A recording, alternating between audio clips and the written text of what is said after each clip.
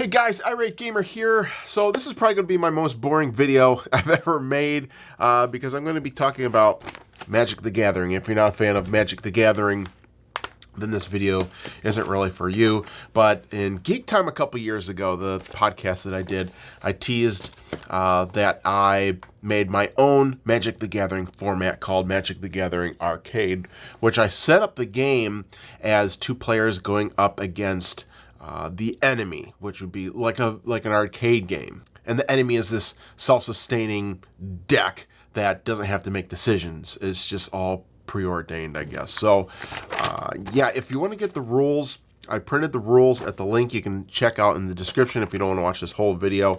But yeah, I'm going to take a little time now and explain how this game is set up, and if you like Magic the Gathering, how to set this deck up for your own playtesting. All right, so let's get into the deck here. So this is a 60 card deck, and as you can see, I have different colors involved with this deck, and I'll get into a little bit of why that is in a couple minutes here. But yeah, so back in let me get into a little bit of the history here. Back in 2012, myself and Tim Warner, the guy that I do the Geek Time podcast with, we created this back in 2012.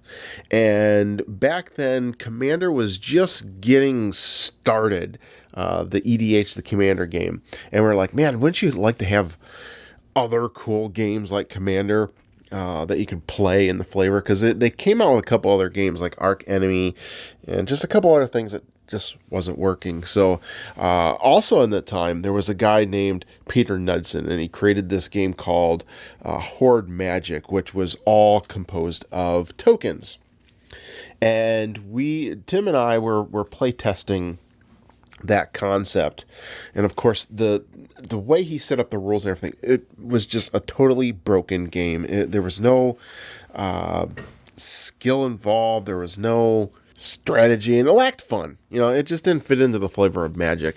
But we came up with a really unique way of taking his game as a template and kind of building upon it to create, like an arcade game experience. And I'm really proud of this. I had to dust off the rules because I haven't looked at this game for quite a few years.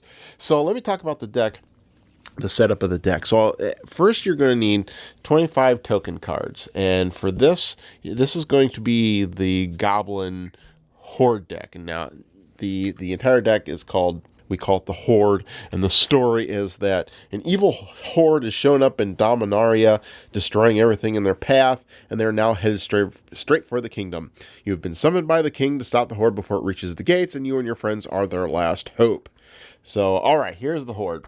So we have 25 regular token cards. Okay, so they're 1/1. Those are regular. And then you're going to need 5 stronger token cards, which are, so I've chosen Ogre because they're the same color class, 3/3. So I've got 5 of those. So then, this is where things get interesting. We have 18 non-token cards. Now, the cards that you pick can be any card that gives these cards a power boost, because it just makes the game fun. And I've chosen a bunch of different goblins and sorcery cards that can do just that. When they come on the field, they just put more tokens on the field, or they give them haste, or whatever. It just gives the game a lot more flavor and a lot more fun. Now, here's where things take a really, really interesting turn. And so now we have what I call Horde pocket triggers, and I call them pocket triggers because we have 10 of these, okay, and some of them are represented by Goblin Rogues. I don't have any more, so you can supplement those out with just random mana cards, because this deck is not going to operate off mana. It's a self-sustaining deck. So if you see a mana card, it's just a Horde pocket trigger. And what that means is, so how this runs is, this is just going to keep going. You're going to flip cards down, and when you hit one of these cards, it's like, you've hit a pocket of Horde characters. And then you roll a die here, and whatever comes up on that die, that's how many other tokens are going to pop out of this Horde pocket. So we have 3 on the die here, and then we have another pile, which is the Horde pile, which these come out 1, 2, 3. And then, of course, as you can see, I use the Black Goblin Rogues for that. And not only did I use Black Goblin Rogues, but I use other Black Goblins that bounce off the other cards. So as you can see here, you know, and everything's going to trigger when these guys come out, regardless of how much mana is needed. So when this comes out, you know, you have to play that.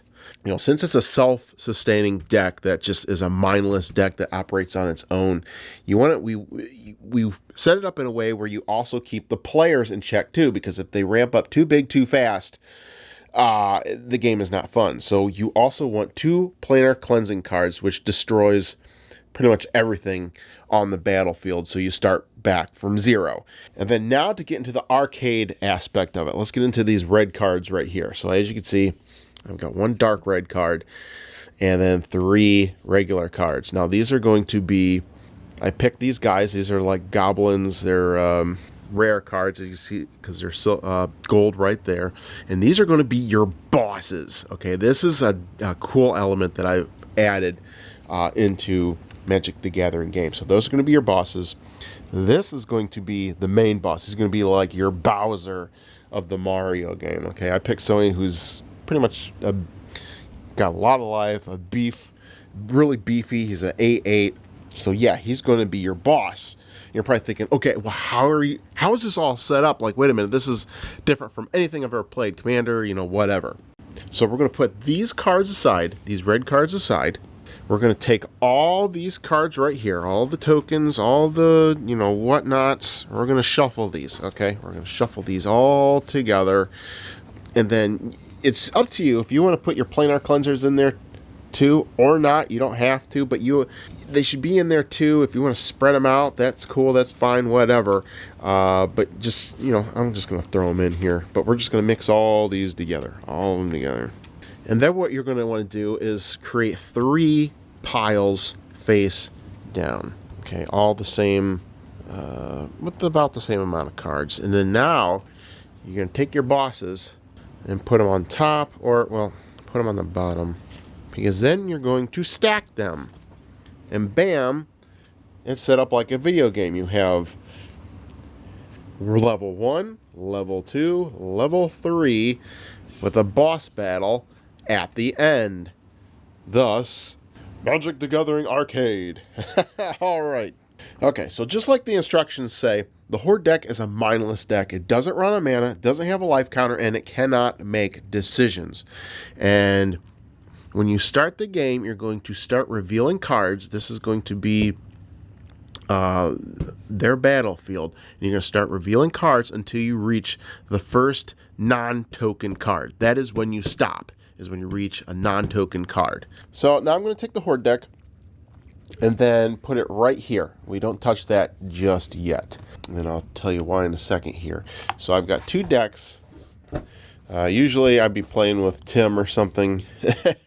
So I'm going to use 2 different kinds of decks. I'm going to use a commander deck and just a regular 60 card deck that you use for, you know, whatever. Because I'm going to show with this Horde, it's multi-versatile. You can play any kind of format against it, and it'll work. So I have a Gisela deck here. That's my commander. So my round 1, throw a card out, and then over here we'll ready player 2. All right, so here is what the board looks like after turn 1, and I have to point out that the Horde does not start rampaging towards you until turn 3. So the first 2 rounds of this are stabilizing rounds for the player, because believe me, once they start coming at you, it's just a full-on assault. It's like Lord of the Rings, where the orcs, they're just all coming at you. So there's turn 1, player 1, player 2. Now go with the turn 2, and thank God we've got a best case scenario going here, where we can actually get a guy out at the end of the second round. Tap those, and then I can get a guy out here. All right, nice. And now you want, this is the best case scenario, you want at least 2 creatures on the board here, because once they start coming, they start coming. So here we are, turn 3, and now the Horde starts coming. And you're probably wondering, okay, well, how does this work? Well, you start pulling cards until you reach a non-token card. Which is this one. Okay, cool. So we got an ogre, and then we got this creature right here. When Siege Banner enters, you put a 3/1/1 red goblin creature tokens onto the battlefield. So yeah, this gets crazy pretty quick. And that's why you want the 2 turns to stabilize for the players to happen. All right, so now we have turn 3 for the players, and of course, every time they do their thing, they're all going to auto tap. They're all going to come at you. So we have 5 guys coming at you. So now you're probably wondering, okay, how does the life counter work with the player? As you know, you have player 1, player 2, and put both these together, and you have a combined life total of 40. It's a shared life, and this life cannot go over 40. And we wanted to cap it off at 40. And it can go down, but it just can't go over 40, because if you do, if you use decks that are that just constantly suck life and raise your life counters, it totally breaks this format. Same thing with the milling. The enemy library is not targetable, and because that if you have a deck that is built around milling the enemy, it just breaks that too. So we wanted to incorporate rules into this that prevent anything that would break this. So we cap the life off at 40, and the enemy has a library that is untargetable. And we have to defend. This guy will go up against this guy, destroy them. This guy will go up against, destroy that, and then we've got 6 damage coming through. Wow, taking us down to 34.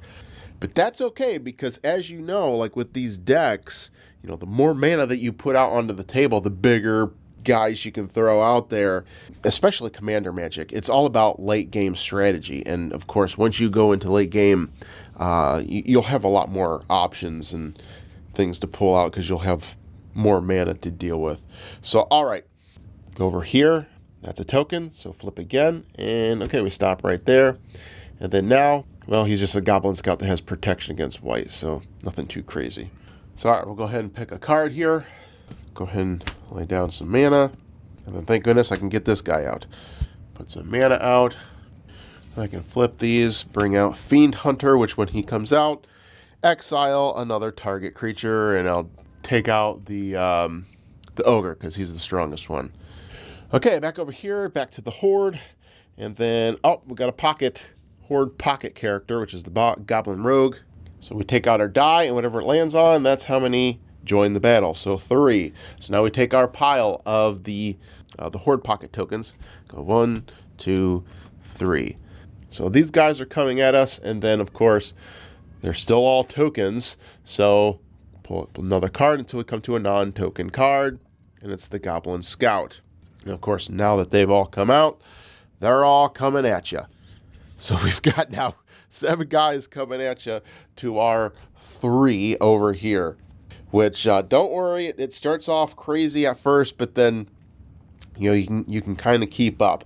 And that's why we put the planar cleansings in there, because once things get too unbalanced, you know, it wipes it out. Boom.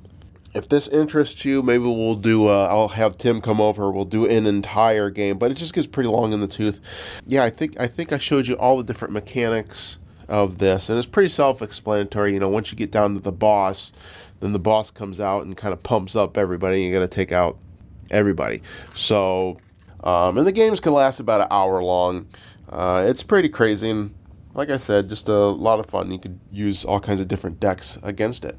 And, you know, if it looks too hard, that's because we designed it that way. You know, when you watch all these movies and things like that, the good guys are always against the ropes. And when you have, you know, just this onslaught of enemy coming at you over and over and over, that feeling of impending doom, and it makes the game that much better, especially when you win. Now, if it's too hard for you, like I said, we incorporate a lot of features which could be scaled back. You can add more non-token cards as opposed to token cards, because if you reduce the ratio of token cards, it won't be that bad. You can also remove the Horde pocket cards to make it less difficult. But if you find, and on the other opposite side of the coin, if you find it too easy, well, you can always add more token cards, or you can add things like the enchantment die, which I put in the instructions there, which every time the Horde does their upkeep, you roll a die, and you assign each number an enchantment that, once they hit that enchantment, goes into all the characters. Like for instance, if you roll a 1, all the characters get flying. If you roll a 2, everybody gets double strike or first strike, and then every time you roll the die, it's just another enchantment that gets layered upon, whatever they have. Maybe it's a +1/+1 counter.